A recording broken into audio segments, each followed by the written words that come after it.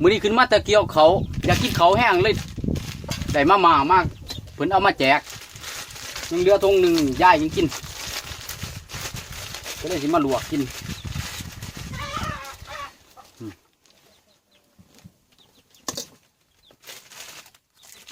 สวยเรือไฟน้ำท่วม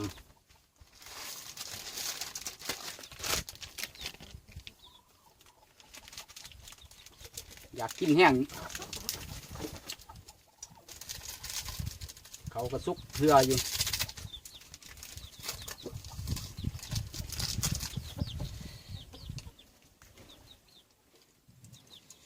โอ้ยหอมกลุ่มก็ใส่ดังพี่น้องเลย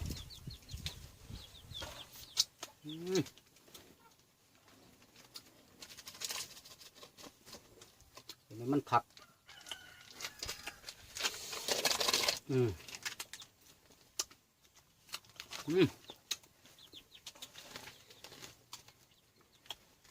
สูตรเต็มกุนเลยพี่น้อง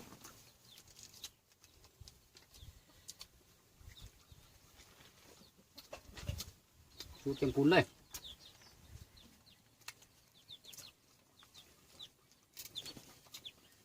โชว์ไก่กระยากพวกไก่ข้นกระยากพวกข้น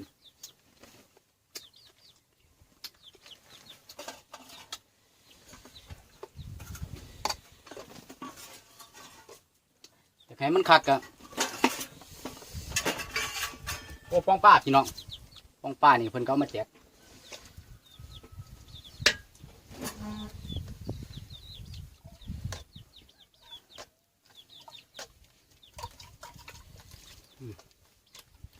ให้มันร้อนๆแซ่บๆนัวๆโอ้พี่น้องสมพักเอาสมพักเสียน้ำพี่น้องให้มันแซ่บ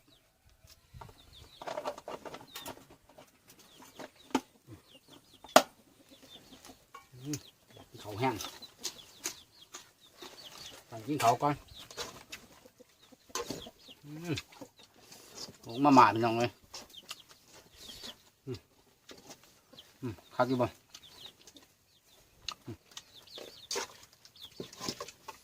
มองห่อนพี่น้องมองห่อนนี่ก็ลงมากระทุนนี่ร้อนยิ่งกระป้อม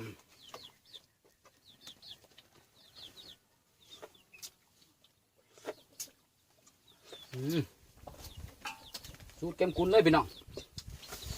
เติมแบงงอกกันหน่อยนึง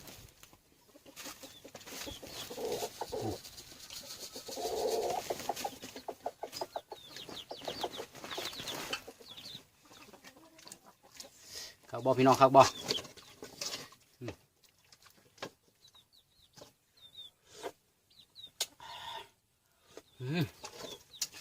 เข้าไร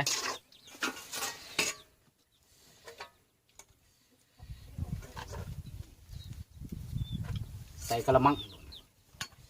หน่อย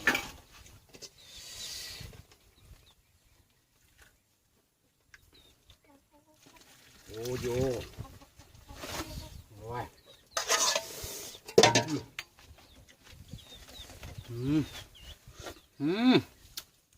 ก็ไล่พี่น้องไว้บันต่างมองเลย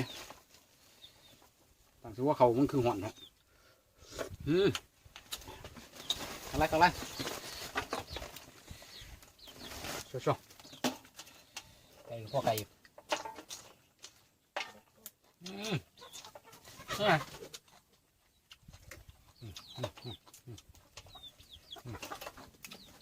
หักมันลงหมักตัว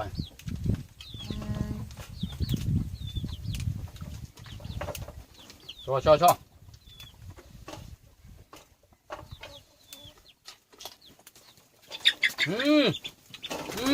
โอ้โหน่าเขาเลยคุณ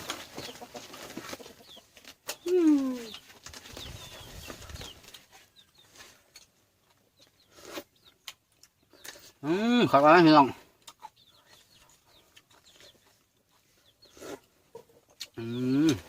จับได้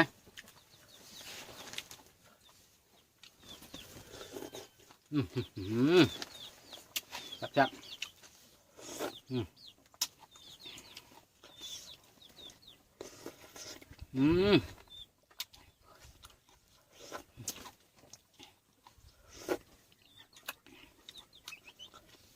ผั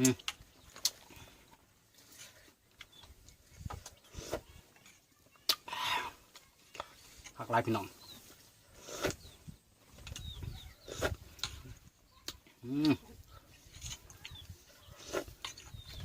มันก็มาห่อนแท้นี่เดี๋ยวนี้เป็นยังไง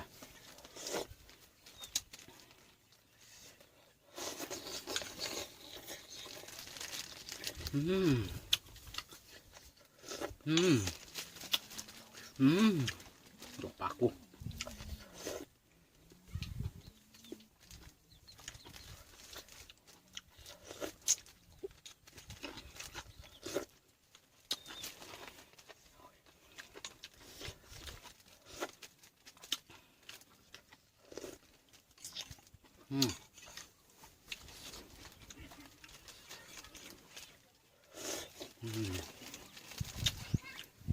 กินไม่กับอะไรมันห่อน